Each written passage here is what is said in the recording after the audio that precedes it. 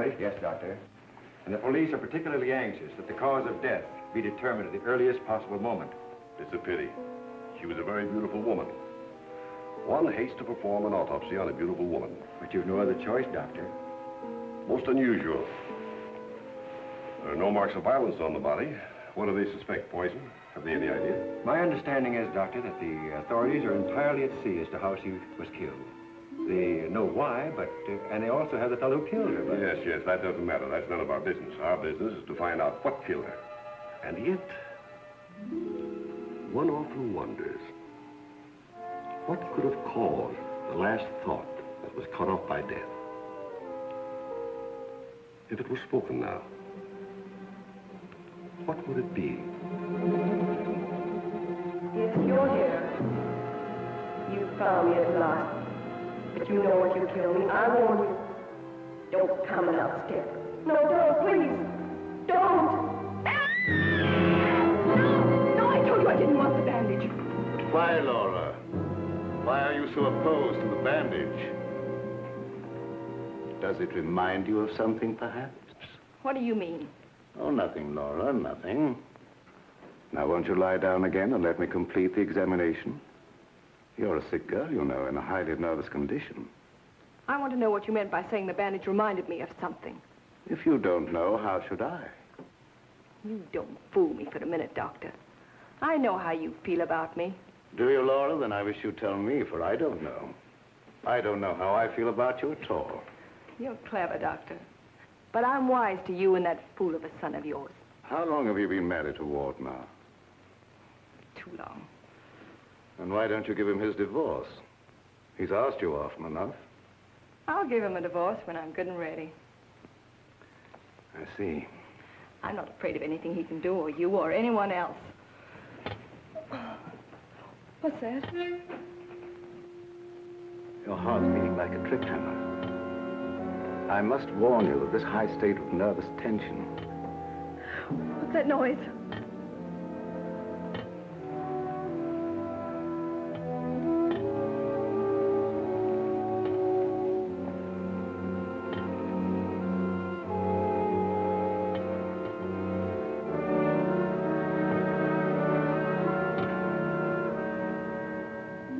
It's only a branch tapping against the window.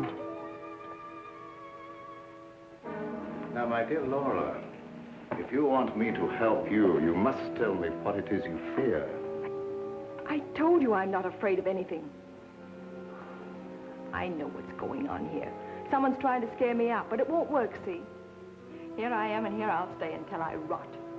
I'm afraid there's more truth in that than you suspect. Laura, I must ask you not to cause Father any more trouble. I don't want you threatening him, you hear? You too. You're so cute. I'm sure you want to be alone. You're not going to make him pay for my mistake. What are you going to do about it? I'd like to... You'd like to choke me, wouldn't you, Ward? You haven't got the nerve. Here. This is the only thing you ever gave me. You can have it back. She's right. I gave her this when we were married. It's the only gift that ever passed between us. Ward, what do you propose to do about Laura? What can I do? She won't leave me. She won't give me a divorce. Well, things can't go on this way, you know. Dad, what is the matter with her? What do you think is wrong? I don't know. She wasn't this way until she began getting those letters from abroad, you remember? Yes, it had something to do with those letters. But you would have thought that when they stopped coming, that... What is it, Elizabeth? There's a patient, Doctor, a Mrs. Williams. Williams? That's the name she gave, and she's decked out like she's going to a horse show.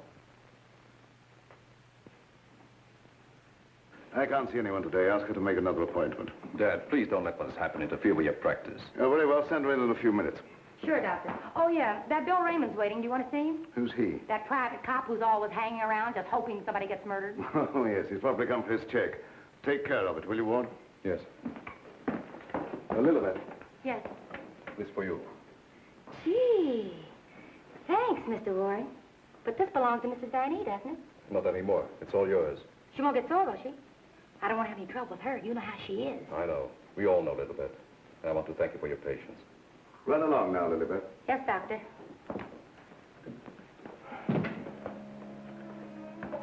You made a fatal mistake, my boy, in marrying Laura. Yes, I know. But you don't suppose I'm going to stand for it forever, do you?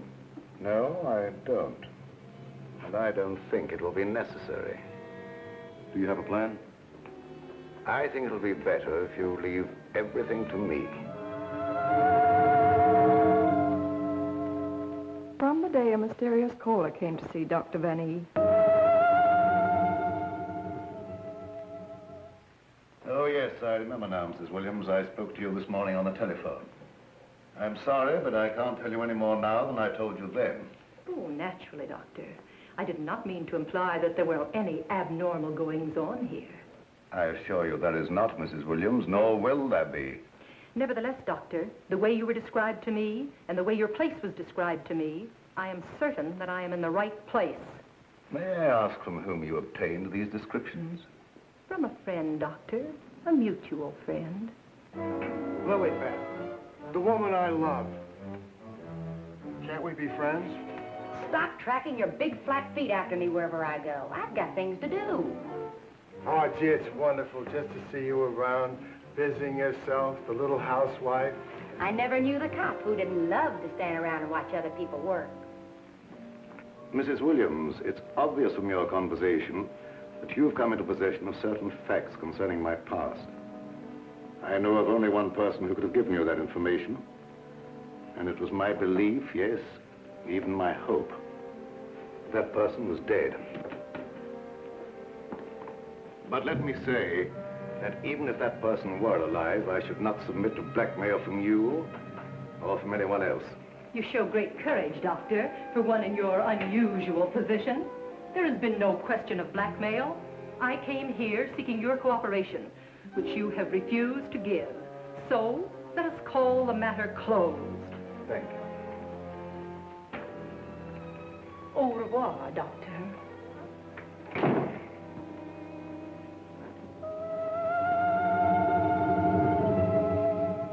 Then came this sinister pair.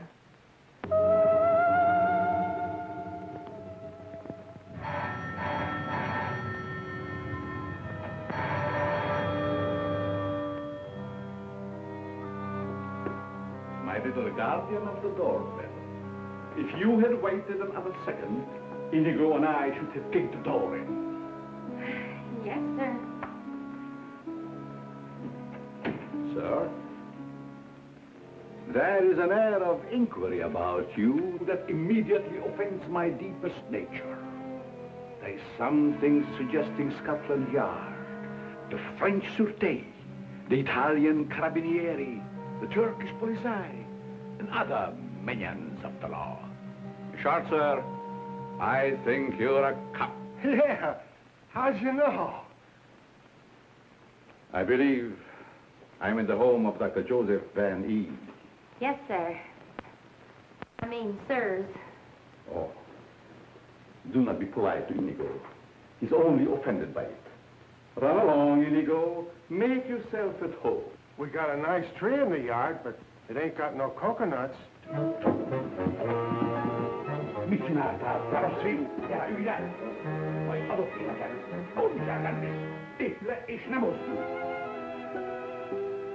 My little friend Inigo is deaf and dumb. He cannot hear and he cannot speak. But he reads the lips, and I would advise you to say nothing to annoy him. For his temper is short, indeed. This, I presume, is Dr. Van E's private office. Yes, sir. But I really should announce you.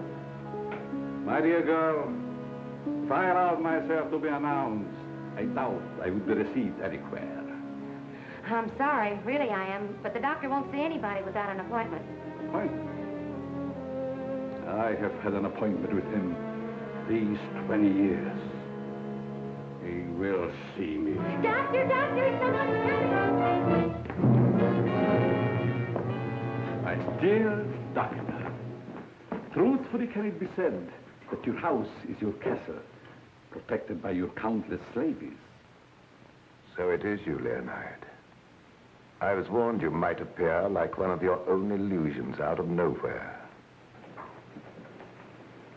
My dear Joseph, you have not changed a bit. Have you met my friend, Mr. Raymond? Raymond?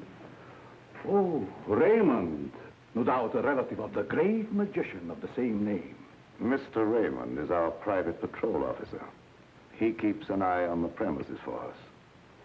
And other comings and goings. A very good idea, my dear Joseph. To have a private bodyguard at your beck and call. Well, you fellas are old friends, I can see that. Oh, yes. Old friends.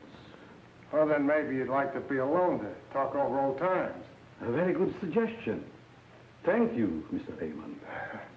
I won't be far away, Doc.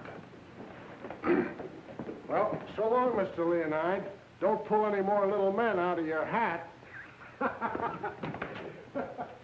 Well, Leonide, what brings you to me after all this time? The long arm of coincidence, my dear Joseph. Simply the long arm of coincidence. Aren't you glad to see me again?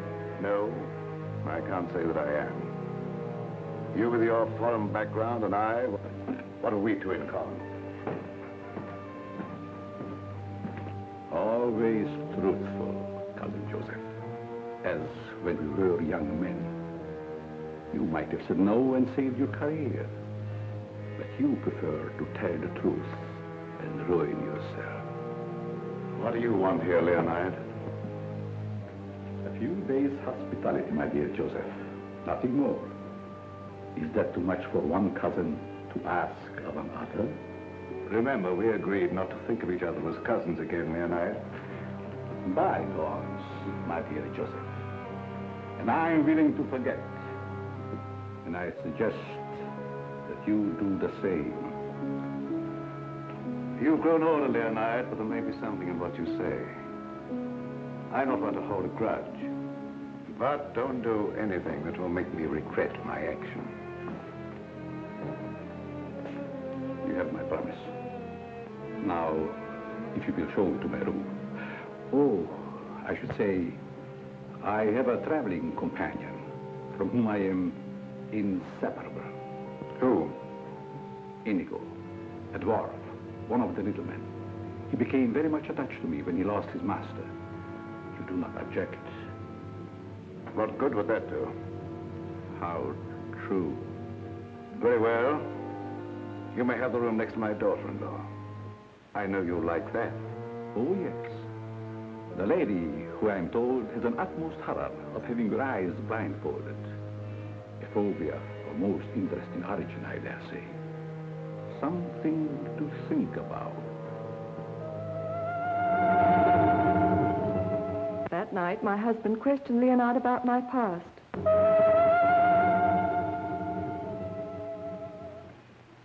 Cousin Leo. Oh, my dear Ward. How flattering that you remember me. Well, how could I ever forget you? What are you doing here? A chance visitor, my boy. I wanted to see the old homestead again. You've seen Father? Yes, and he received me with open arms, in a manner of speaking. I don't mind telling you, you came at a very bad time. We're having some trouble. My boy, trouble and I are like this.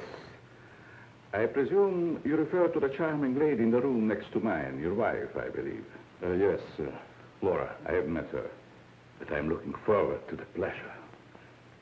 I'd like to talk to you for a moment. All right.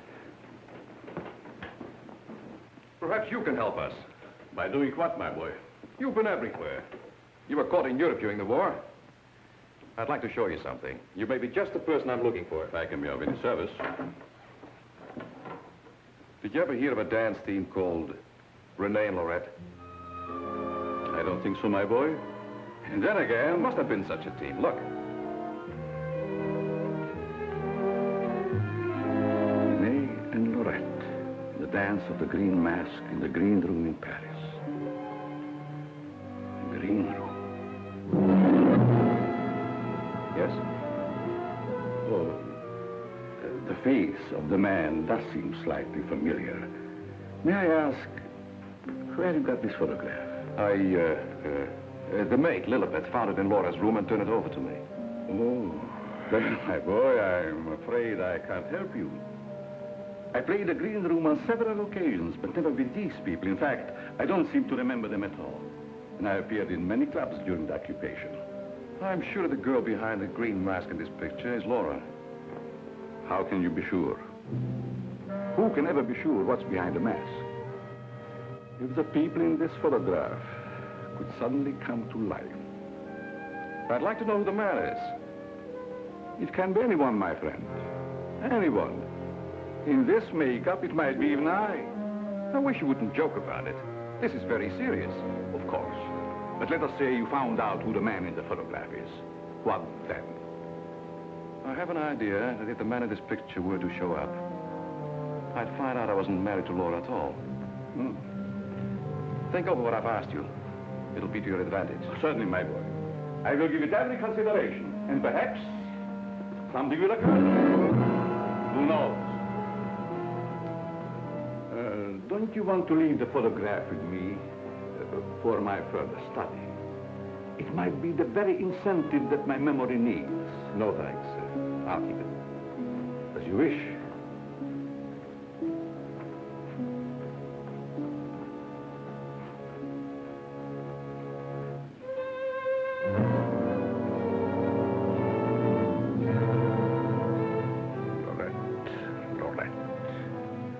I'll make a bet the man in green will get you yet.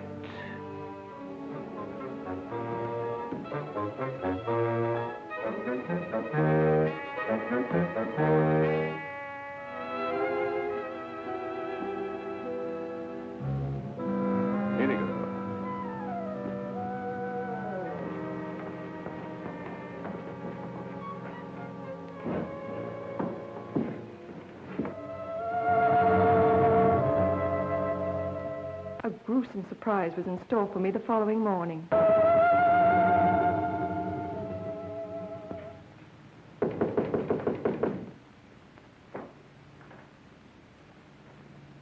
Who is it?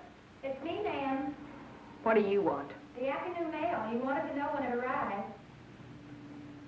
Was there anything for me? Yes, ma'am. Put it under the door. I can't. It's a package.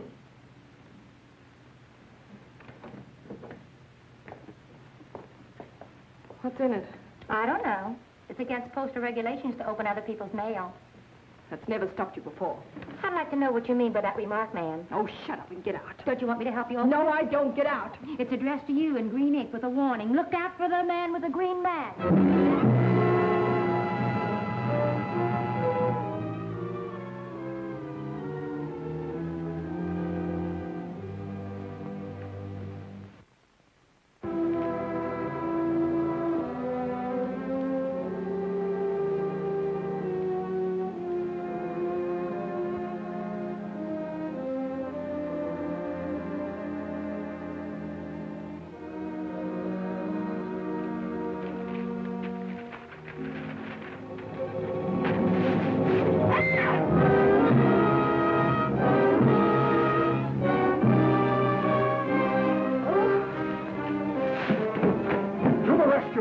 Who done it? Which way did he go? Get out. Get out.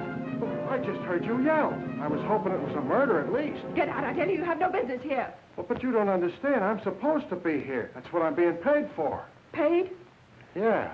You see, I'm Bill Raymond, private cop in this neck of the woods. I was hoping we'd have a little murder or something happen around here so as I could solve it and get my old job back at Central Homicide. Nothing personal, of course.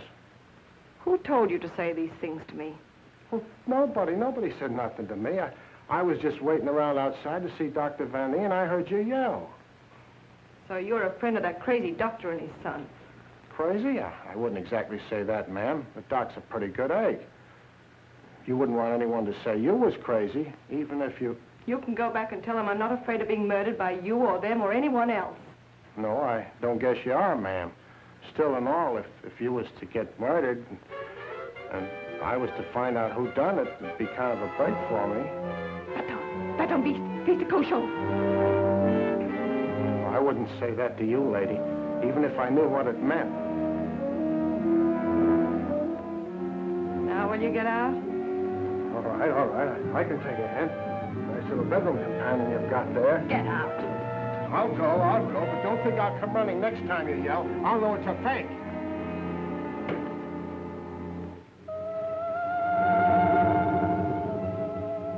I became afraid and my mind started to crack.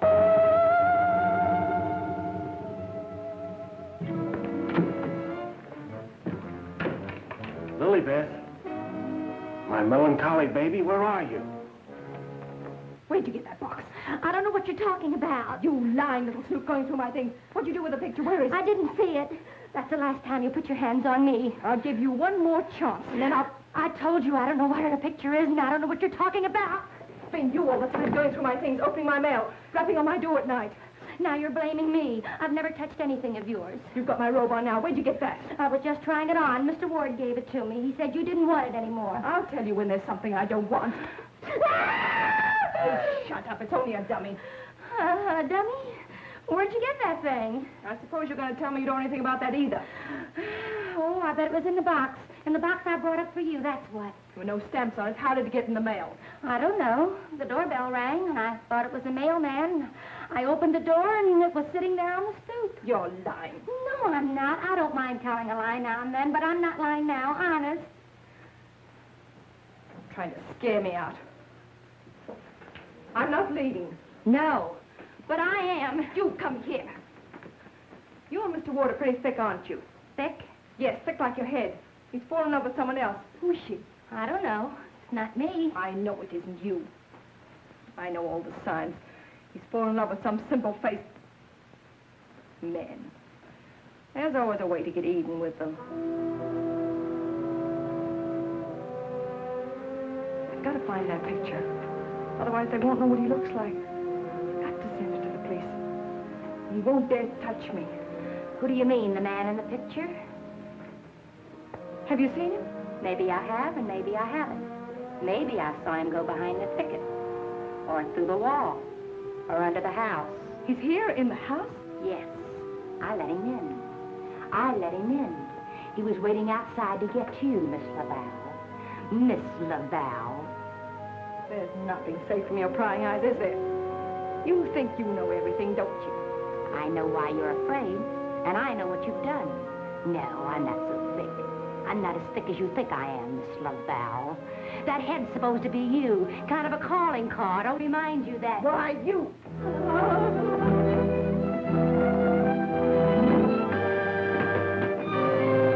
Excuse me, lady.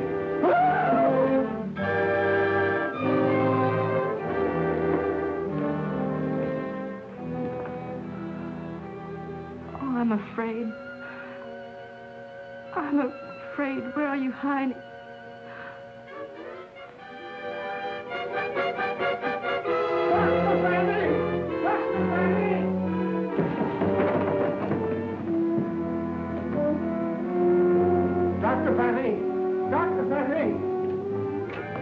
Doc, fun is fun. But after all, there ain't nothing in my contract that says I gotta... Well, now I ask, is that anything to be playing football with? Where did you get that, Raymond? Miss Fanny chucked it at me like I was a pass receiver for a football team. And I'm all out of practice. Let me see it. This comes from a group of anatomical specimens that was locked in a room in the cellar. How did you happen to get it? That's what I'm trying to tell you. There I was, outside her door, strictly minding my own business, understand? Listening at the keyhole. I don't think that belongs in the realm of your duties, Raymond. But, Doc, there were screams inside. You gotta admit it's within the longitude of my profession to make with an investigatory reaction thereto. What am I saying? I don't understand how his head got from its locked room in the cellar. Well, the way I heard it, it was sent to Mrs. Van A. That was rather a gruesome practical joke. Why, your anatomical locker hasn't been opened for ages. I think you once told me you'd lost the only key to it. I know. There is no key to my knowledge. Why, that thing didn't walk out of the room by itself. Hardly. Doc, I'm worried. What about, Raymond? Well, now, take this head business. The whole thing don't seem hardly serious to me. I think that if it's all the same to you, I better be checking along to other duties. You're not afraid, are you, Raymond? Who, me? Scared? It's just that I don't think that there's going to be any murder here done after all. That's too bad. Well, it's not your fault, I guess. It's just not my lucky day, that's all. Thank you, Billy Beth.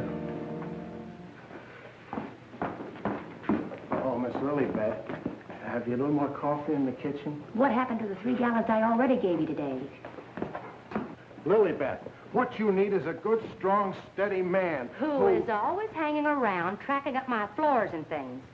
What's that on your shoe? Looks like cobwebs from out of the cellar. What were you doing in the basement? It could have been the attic. Bill Raymond, you're holding out on me. What are you up to? Up to? Yes. Who asked you to go poking around in the cellar? It was in performance of my duty. What duty? What did you find? Absolutely nothing. That's what makes me so disgusted. Too bad about you.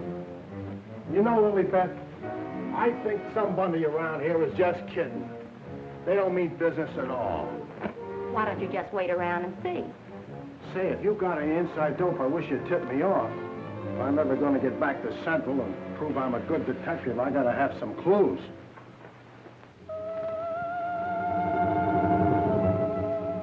Yes, I was scared. Scared of my life. I expected big things of that ghoulish-looking guy, but he ain't delivered neither. I should say, in a way, you were entitled to expect big things from him. Leo was once confined in this house when it was an institution for the insane. Nerves, you know. Do tell. Well, then, he must know his way around the place, huh? I understand while he was here, he engineered an immense number of secret passages through which the guards could keep an eye on the inmates at night. Finally, he took one of these passages into the outside world, and we heard later he'd been seen in Europe. Ah, Europe. That's where history's being made today. Gee, I'd love to travel and... Well, perhaps you'll have an opportunity someday. Not if something don't happen around here pretty soon to make me famous. That Lilybeth. I've been trying to get a cup of coffee off of her all day. She don't care what happens to my metabolism. Metabolism. That's a good word. I wonder what it means.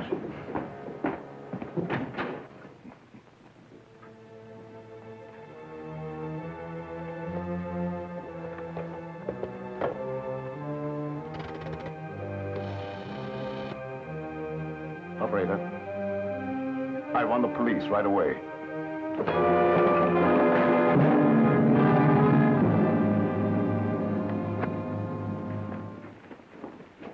Stop crowding me. But, hon, don't you want me around to protect you? That indigo guy might... Yes, but who's going to protect me from you?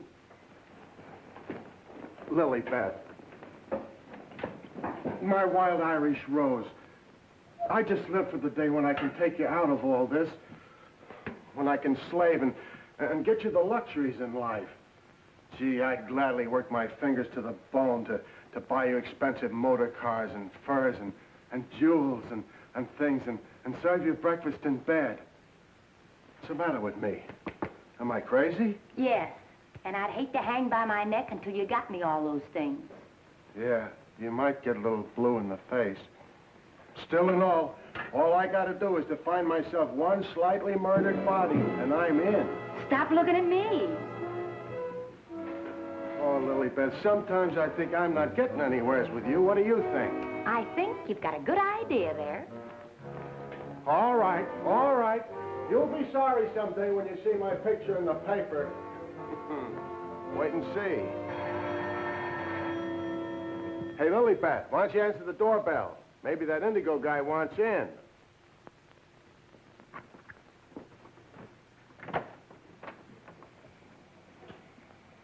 The doctor ain't home. You'll have to call some other time. Don't be silly. Don't say I didn't tell you. Close the door on your way out. Hey, wait a minute. Well, if it isn't Bull Raymond. Shh, Terry. You trying to ruin me? Ruin him. Come here, Bull. Meet Miss Cornell. How do you do, I'm sure. Likewise. How do you happen to be out with him? Cute, darling, don't you think? Flat at both ends, head and feet. You've heard me speak of him. Bull Raymond. Bill Raymond, if you please. Mr. Terry Lee, you so-called reporter. How do you happen to be out with a dish like this? Jane Cornell. Good for dull days in a man's life. Mr. Raymond. Oh, yeah, I remember. Terry told me about the time you shot up the dressmaker's dummy. Huh? Yeah, he said you closed in on what you thought was a murderer, but it turned out to be the dressmaker's dummy, and you shot it full of holes so the real murderer got away. My pal. So this is where you've been hiding after they kicked you out for that fiasco, huh? Bull Bill, I mean? What are you doing here? Can't a man rehabilitate himself in peace? Here I come looking for an honest crime around here so I can solve it and get myself back to Central. And you come along and... Where's the body, Bull? Bill? There ain't no body. That's the trouble. No, let's keep it friendly. Friendly? What do you mean? Let's have it. Who killed who and why? Are you kidding? Did somebody get knocked off around here? Look, I don't like to be kidded either. Where is it hidden, Sherlock? Oh, Terry, you've been on the police beat so long that... Now, listen, Bill, you know me well enough to know I wouldn't come out here just for the ride. Not when I could be, It just so happens there was a call to the police. Came from out here. And I happened to be there when it came through. Miss Cornell happens to be the operator. So she tipped me off. Told me the line had gone dead. So I smelled the story, and here I am for an exclusive. You see what I mean? What's in that? Well, that's the doctor's consulting room, but there ain't nobody in there. I've been standing here for quite a spell. Open it up. Let's take a look. That's funny. The lights in here ain't almost never out. In you go. Never do that. I could get killed that way. Is that bad? Oh, so nothing's happened around here, huh? It's busted.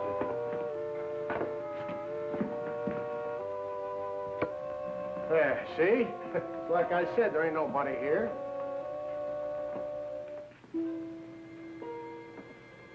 Hey, cut it out, will you? You're making me dizzy. Well, sure, somebody stumbled over it and pulled it out of the wall. Could happen anywhere.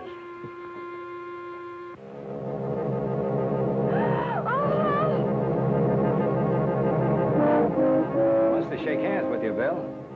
Step right up. Not me. You seen it first.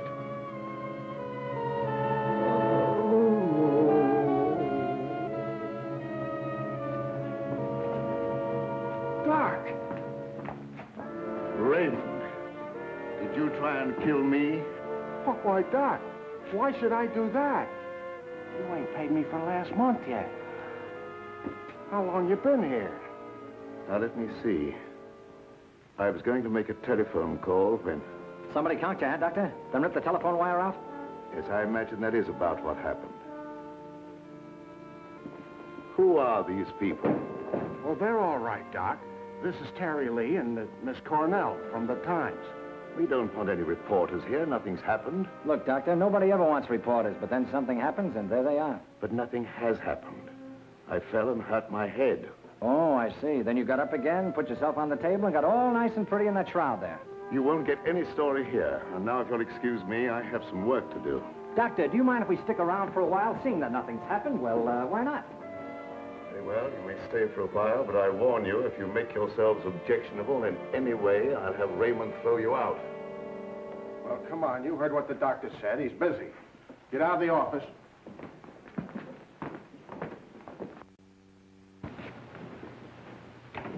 Probably a pretty nice guy, caught in a tough spot. That's the way I see it. You wouldn't want me to tell him you got kicked out of homicide, would you, Bill, old boy? Oh, Terry, you're my pal. You know that, don't you? Would I kick you out? You would if you could, Bill. Now, why can't we have a little talk, quiet like? Well, if you just follow me in the parlor over here. Oh, me too, darling, me too. Darling knows everything about everyone, and that's how I learned. Good tell. I just sit at his feet and listen. Yeah? Baby, I'm going to miss you an awful lot when I grow tired of you. Now, remember, you're just going to listen. Well, of course, darling. What else do I do when I'm with you? Sit down. Now, as I remember it, there was a singer at the Click Club who called herself Flora Laval. Didn't she marry young Ward Vanny a couple of years ago? I don't know nothing about it. Oh, yes, you do. It was just about the same time that you had that affair with the dressmaker's dummy. Oh, yeah. Yeah, now I remember, Terry. You're right. She was down to the Click Club, and it was her that married Ward. Wasn't that on a bet of some kind? Well, there was a party going on, and somebody dared Ward to ask the singer to marry him, and he thought at the time it was a good gag, and he went along with it. That's right. He got pretty high and then popped the question at her. How romantic. I just love that. Hush, dear. Listen. Oh. Well, that's how it happened anyway. Ward woke up the next morning and found himself married solid. He'd asked her, and she'd snapped him up. Oh, and they lived snappily ever after. I don't care. I think it was sweet. Darling, couldn't I get you high sometime and... Sweetheart, have you ever heard the old saying about little girls? What's that? Little girls should be seen and not heard. Now go on, powder your nose. All right. I think I'll be shoving along, too. Now, wait a minute. We're just getting started. We were talking about a singer who called herself Laura Laval. Pushed her way into this house for good reasons of her own. Gentlemen, I beg your pardon. I must tell you frankly, I have been eavesdropping. Professor Leonard, this is a reunion. My boy, you must forgive me. You seem to remember me, but I do not recollect you. When was it? What was it? Oh, Professor, it was a long time ago, and I was a kid up in the balcony in Albany. Yes? When you brought down the house with great feats of legerdemain. Oh. You remember, Professor? That was the night that the box office receipts disappeared, just like magic. Part of the act, my boy. Just a part of the act. It's a pleasure to meet one of my youthful admirers. Terry Lee of the Central City Times. Oh, the press? Well, it's nice to have known you. Wait a minute, Professor. What's your hurry? Are you afraid I might bring up the subject of those certain unfortunate recent connections of yours? Shot in the dark, my boy, I'm sure. And I will ignore it. Of course. And this young lady, no doubt a companion of yours. Jane Cornell, my fiancée. Delighted. Likewise, I'm sure. Delightful. And I would suggest to take very good care of her. Mr. Lee? Oh, I haven't had a chance to talk to him yet, Mrs. Van Eve. Never mind, I'll tell him myself. Darling, I met her upstairs, and I told her all about you, and that you know everything about everyone. Thank you very much, dear.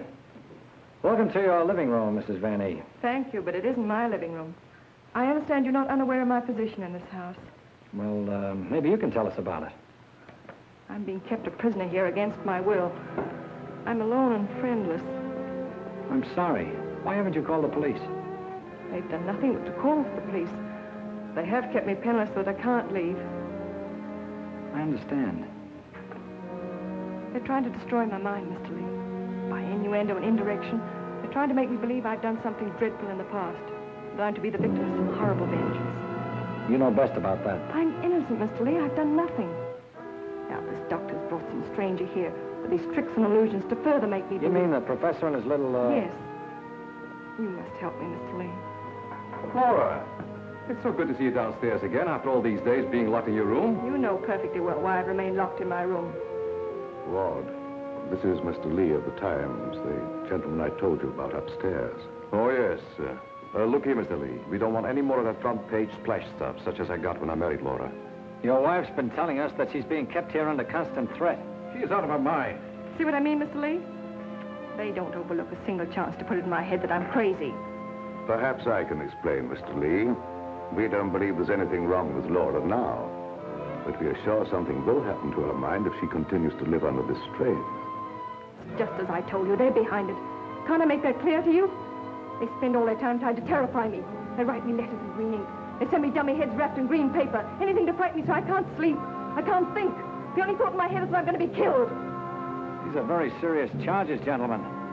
And I might say it'd make a perfect front-page splash. Lee, if you dare print a word about those ravings of my wife... Don't do anything to make me think they aren't ravings, Mr. Van E.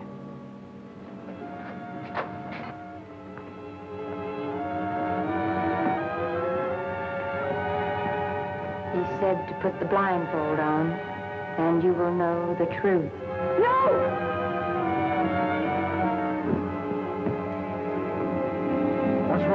Doc. Quiet, Raymond. You don't mean that she's... Dead, Raymond.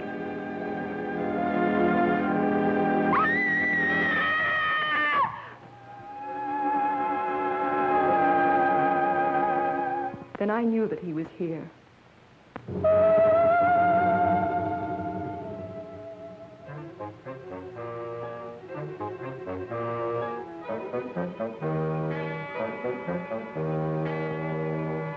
She's coming out of it, but she's in an advanced state of shock.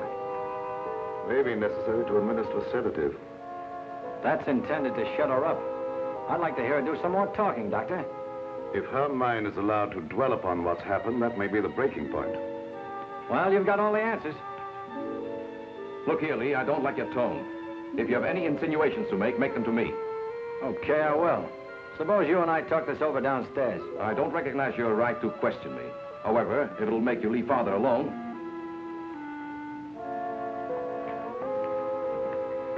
Bill, fix yourself a chair right outside the door and don't leave until I get back. Sure. But what about Lily Pad? Don't she rate nothing around here? Now, Lee, first I'd like to see your credentials. You bust in here saying you're a reporter. That's the old turn the tables gag, Vanny, but if it'll make you any happier, take a look. All right, you're a reporter. But I still don't understand how you and the young lady got the news about our troubles. Do you really believe that story, Lee? Do you in your right senses really believe that we are keeping Laura a prisoner here? That's what the lady says. She said that... Nonsense. Nothing would please me more than if she got out. Look, I don't get any of this stuff, Vanny, but there's a tricky deal going on around here, and I intend to sit in on it. Too bad I can't flash the city desk to make ready for a front-page replay. Yes, isn't it? Either your wife is the victim of a well-plotted program of persecution calculated to drive her insane, or she's the witch you say she is. You're the fellow with the nose for news. What does it tell you? It tells me that right now I'd like to know where your disappearing relative is.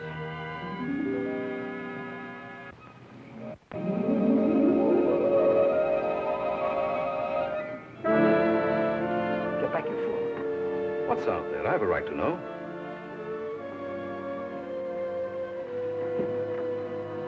Don't see anything. What was it? It isn't possible. It isn't possible, of course. What do you see out there, Lee? I've had enough of this. Come on. Are you nervous, Miss Cornell? Oh, no. I think it's very exciting. Well, Professor, I thought I just saw you outside banging at the moon. You disturbed her sleep. Poor child. Where have you been? How will you start acting normally for a change? You're bringing suspicion upon all of us. I, my boy? What have I done? Suppose you tell us. Has no one arranged to silence you yet, Mr. Lee? What a pity. I don't silence very easy, Professor, and it'd take a lot more than what you've done to her. Do you suggest that I had a hand in that poor girl's unfortunate demise? Why don't you behave yourself, Professor? Mr. Van E here has the right idea. You're just gumming up the works. I did my humble best. Who are you working for? What do you expect to get out of it? I'm discharging a debt, Mr. Lee. A debt contracted many years ago. Now, are you any wiser than you were a moment ago? No, but I'm beginning to get a general idea. By the way, how's that little girl of yours? I hope fervently that nothing happened to her. She would look so beautiful lying here. Look, Professor, I may not have been very smart in bringing Miss Cornell here, but if I thought you had any plan to do that... Why do you persist in making me the villain, Mr. Lee?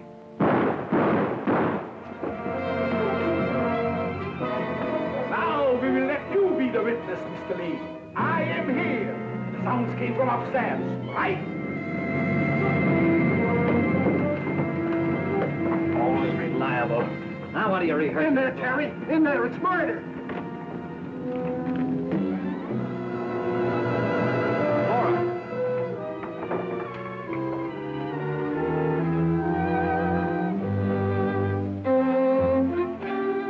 Jenny, wake up! Wake up! Oh, Terry. Tell me, what happened? Oh, Terry, darling. Let me think. Everything went black and... Yes? Then it started to talk. What started to talk? I don't know. That thing. Now, look, let's get back to the beginning. I left you here with Dr. Van E. Yeah, and then he gave Mrs. Vanny a shot with a long needle. Never mind that. All right. Then he said, would I sit with Mrs. Vanny? Okay. Where is she now? Who? Mrs. Van E. Where did she go? That's just what I asked you, Janie. Well, she was right here. Then Dr. Vanny went out. Then what happened? Well, then Bill Raymond came in. Oh, that's great. The two of you in the same room at the same time. How did you communicate with each other? Sign language? Oh, I don't care. All you do is make fun of me. I didn't ask to come to this, whatever it is. Oh, yes, you did, dear. Don't you remember? You said you wanted to see what the life of a reporter was like. Don't forget, Mr. Lee, one must not expect too much of certain types of mentality. Shut up, Bill Raymond. I remember you when you couldn't even make your X. Oh, I want to go home. We can't go home, darling. We've got to get a story. Why? You don't understand. Yes, I do. Why do we have to get the story? Who cares? She's got you there. All right. Now, you tell me, what happened to you? Me? Oh, well, you said to stay outside the door, and I pulled up a chair. That's right. She was inside the door, and you were outside.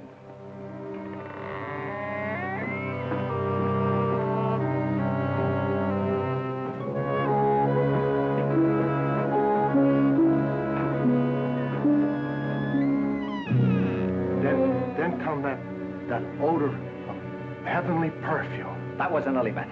It was sweet and penetrating, like an ancient drug. And I felt kind of sleepy-like. Oh, so sleepy.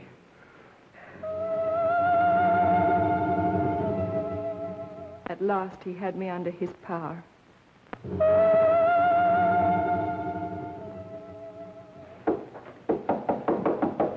There must be a button or a gadget of some kind around here.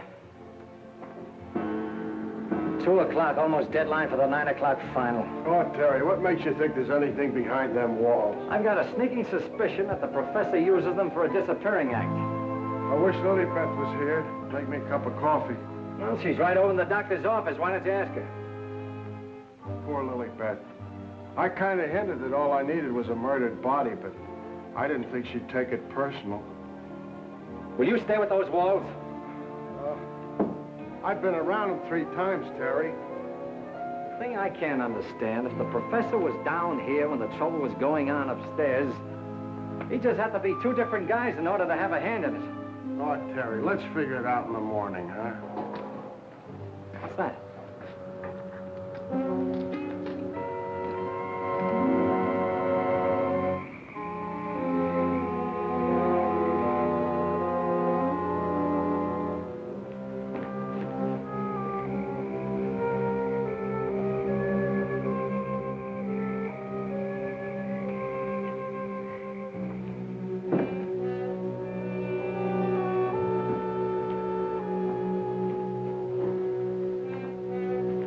Wake up.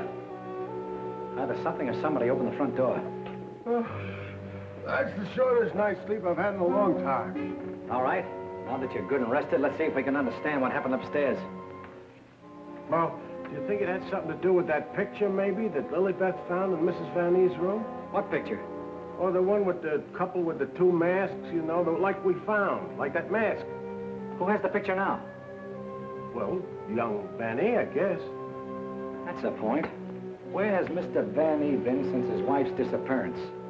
Well, him and his old man are sleeping. I guess they got some sense. Oh, no. I've already checked that, and they haven't slept in their beds tonight. Wake up! I refuse to answer on the grounds that my attempt to incriminate or degrade me. My unconscious mind. Now, look, Bill, please stay awake for a while. Now, look, tell me, what happened when you smelled that sweet odor in the hall upstairs? No, it smelled lovely. Lovely, that's all I can remember. And Dr. Van E had already left Laura's room, is that right? Yeah, he'd gone out, and he said goodnight, and he had given her some sedative or something that he said would take care of her till morning, and then he went down the hall to his own room. And then you fell asleep? Yeah, no, I just kind of dozed off a little. Like this. Here's your coffee, sir. Terry, that's a dirty trick. Stay on the other side of that window. What for? Take a look. I'm looking. What do you see? Lily Beth! Gee, this ain't natural. Who are you talking to? The woman I love. Poor little angel. Try and speak to me. She can't hear you.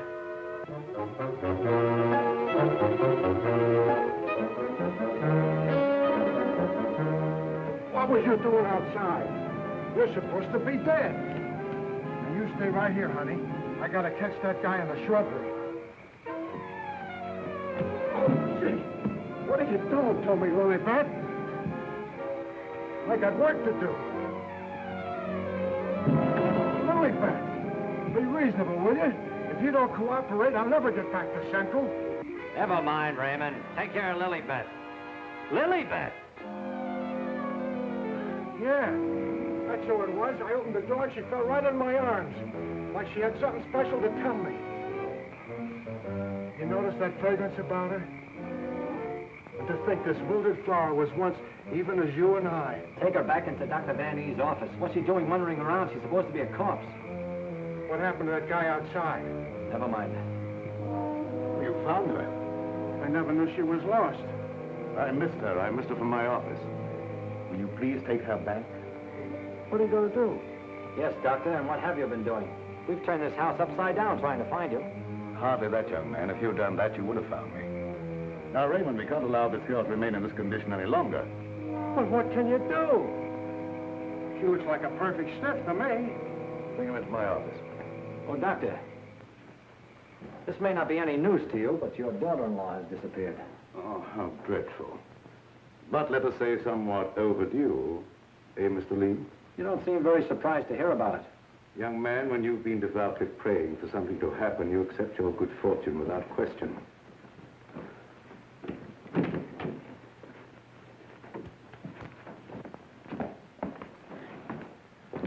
We thought that probably you might be able to throw some light on the subject. That's right, Raymond. Leave her there. There's absolutely nothing wrong with her. Huh? And you mean I've been pining away for nothing? She was put in a deep hypnotic sleep, that's all. But why? Why, Doc? Who done it? It was done so that she would obey certain orders that were transmitted to her. If that's true, then why did you declare her dead? I had my own good reasons. Would you give me one reason why you like to go around getting hit on the head? That must become a little monotonous. Mr. Lee, are you sure that you saw what you thought you saw? Well, I'm not blind. I might be getting a little dizzy in this madhouse.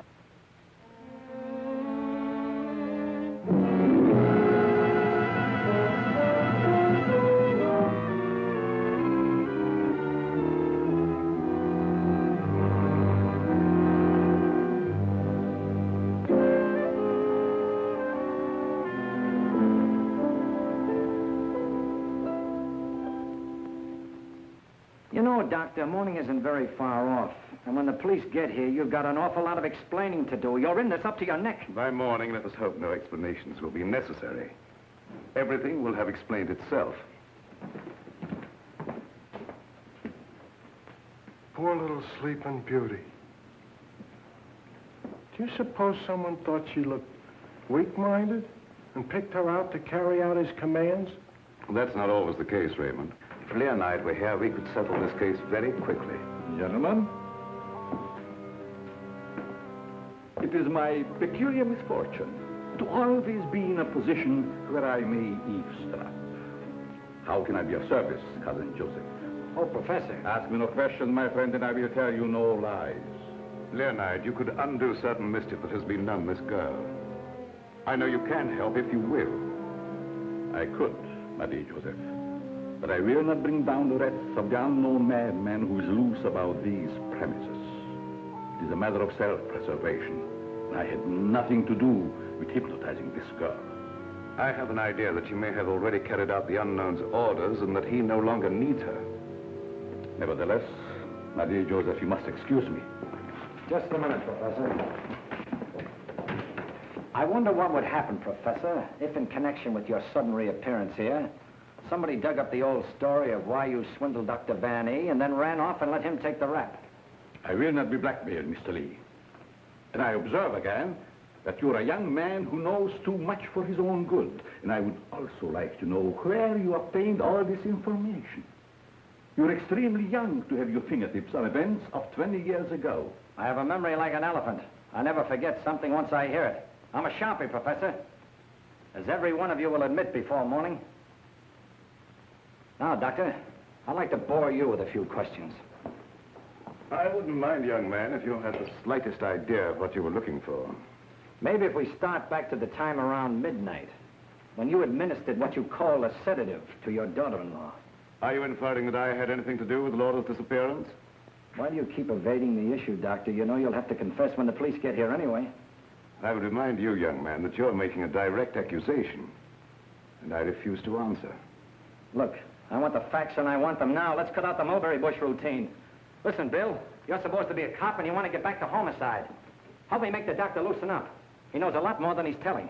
Well, sure, I'll help Terry, but first let's get Lilybeth out of this. Maybe she can tell us something. Yes, Mr. Lee, it seems to me that you're not too anxious to have Lilybeth restored to consciousness.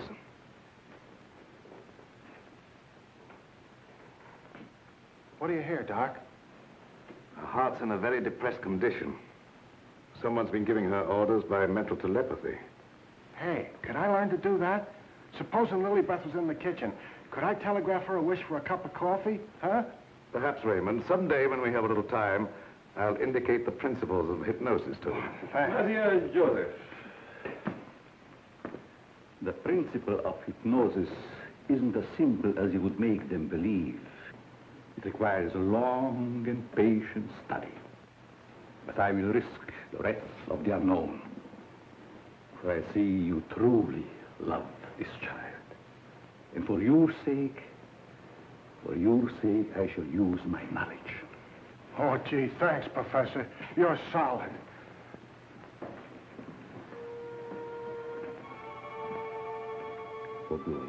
Ik me letten. Het vleesje moet veel filetten. Waarom zullen die van maar? Wake up. Wake up. Lilybeth, darling. Keep your big hands to yourself. What are you slapping me for? Professor, put her back to sleep. It's better that way. What have you been doing to me? Me? What have I been doing? Yes, what have you been doing? You gotta learn me that hypnotism trick. It's my only chance. Tell me, Lilybeth, what happened? Well, I can't seem to remember it. It all seems like a dream. Did you see anyone? No. But I do remember a perfume, a sweet odor. Yes, go on. Terry, darling. Oh, Terry, darling. Yes, Jane. What is it? Is it Halloween? No, it isn't. Then why was that green face bobbing up at the window? What? Yeah, a green face just like the one I saw in Miss Van E's room. You saw a green face in Mrs. Van E's room? Yes, darling, that's what she was shooting at. I mentioned it to you, but you're so scatterbrained. Yes, dear, I'm scatterbrained. Does your mind feel rested now and everything after your nap? Mm-hmm. That's a good girl. Now, come on, tell me, what happened? Oh, don't yell at me. I can tell you just how it happened.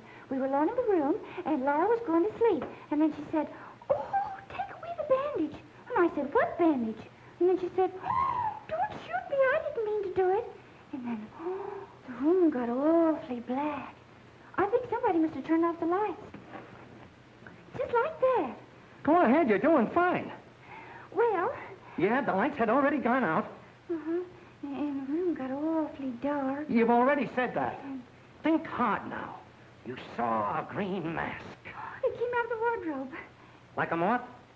Yes, darling, just like a moth. Oh, how clever of you. It was just like a great big moth, and it flew around and Please around. don't make yourself any dizzier than you are. Now tell me the rest of it. Well, I just don't see how you could remember that it was like a great big moth. And did you see it? Were you there hiding in the wardrobe, maybe? No, I wasn't in the wardrobe. Now, look, Jane, please, be yourself.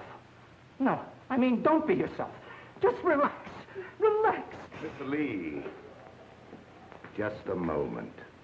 Where were you? Were you upstairs? No, I was down here talking with your son. And by the way, where is he? Here I am, Mr. Lee.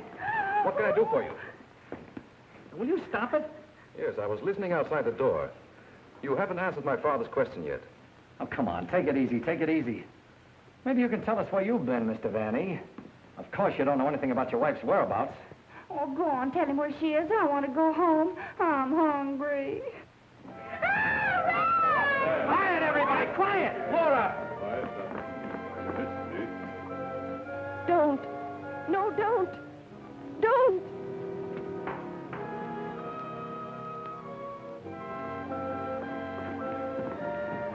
Laura! She's under a hypnotic spell.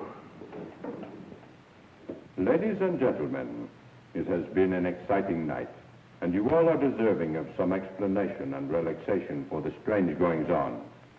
The guy who's doing the talking is behind the wall somewhere. Now you're getting smart, Sherlock.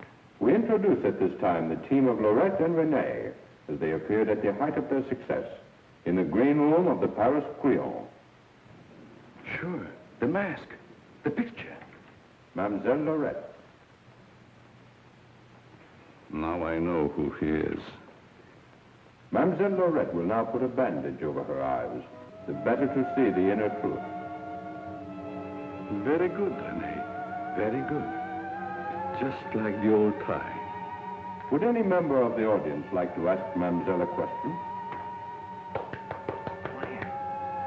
Come, Mr. Lee. You have been so full of questions up to now.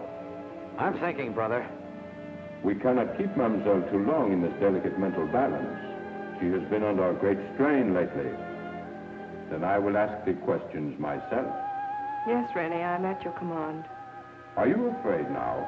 No, I'm quite safe. Will you tell the truth? Yes. They came to me and said your partner, he of the magic feats and rare impersonations, is a spy. But we can't prove it. We will give you 1,000,000 francs if you, Lorette, bring us that proof. Now we shall know. You gave them the proof they wanted? Yes. They took him away to be killed. Yes.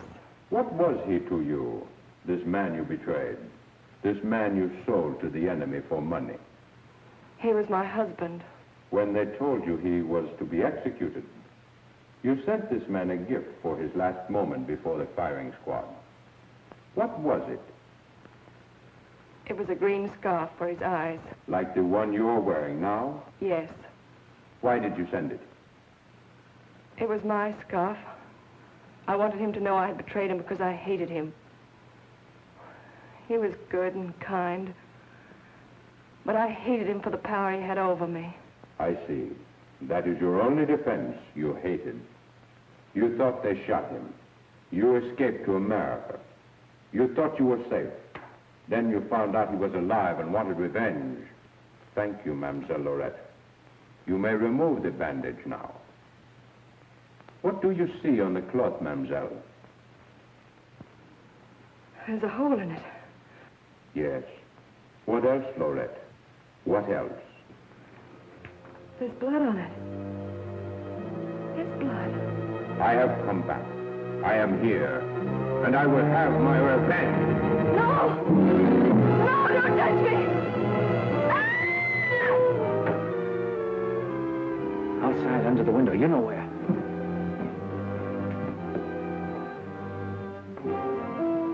Yes, he had his revenge. She's been living in mortal terror that he'd find her. Just a minute, lady. You ain't going nowheres. Well, if it ain't Mrs. Williams. Come along with me. Come on. You want me to slug you? Get inside. Hey, Terry, come here. Get a load of this. There's your man. At last I caught me a murderer. You're wrong. I never laid a hand on her. Nay, my boy, you kept your promise to me. You said you wouldn't touch her. But she's dead, ain't she? And you ain't going nowhere till we find out what killed her. And you, Professor, you know too much for your own good. I'm holding you, too. Now you're getting smart, Bill. Well, Professor, I see you two know each other. Yes. Renee was my assistant. I taught him everything he knows. He went out for himself and became a success. Later, we met in a concentration camp. And here we are. A small world, Mr. Lee. A small world, indeed. Terry, is place where you get the marriage licenses? No, dear, this is the morgue, the morgue. Oh, darling, you say the cutest things. The mark. Oh! Never mind, dear. You just stay right here and nobody will get you. Oh, but... Well, Doctor, got anything to add to my story of the year? Who's this Renee? Renee was her husband. She turned him over for a sum. Figured the Nazis would take care of him, but he had ideas of his own. Look, Doc, was it murder? Do I finally get a break? Was she murdered? We're sending the report to the police. What was it say? Ah, come on, Doctor. Don't hold out on us. I didn't understand it at first, but I do now. There were no marks of violence on the body, and we found no internal disturbances. What does this all add up to, Doctor? Yes, let's have it. She was literally scared to death.